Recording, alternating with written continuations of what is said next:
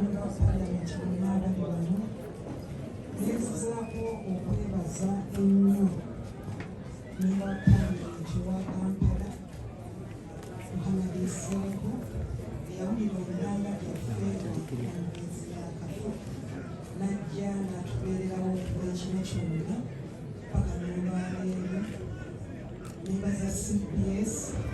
omukulu Obushiri tweyanzisa nnyo bannangagire abantu mwenna sijja kumenya kinnoomu ne bukiisa tutuukiridde abaana bange bamubeereddewo mu bulwadde baganda be bonna n'abantu mwenna abali wano tweyanziza tweyanzeege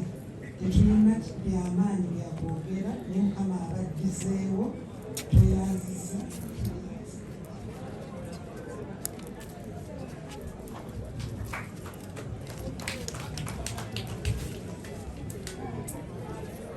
Katonda abagumye kaseera kaba kazibu naye tweyanza nnyo tweyanzeege Omulangira Katolo Gwama yakikoze ebigambo by'okumwogerwako bingi nnyo naye nze namuyigirako ekintu kimu mu nsi tobanga nakutya buli kimu osobola okituukako kubanga tabadde mutiitiizi yagamba ngenda ku MP n'agamba naye engeri gyengenda okunoonyamu akalulu ngenda kuzanyira abantu emizannyo era twabakuŋŋaanya erubaga aberubaga mukimanyi era akalulu yakalya kubanga yaŋŋamba akalulu nakalya ddanga ndowooza alimba so waviidde mu nsi ng'akugamba buli kye nayagala nkituuseeku basebo ne banyawo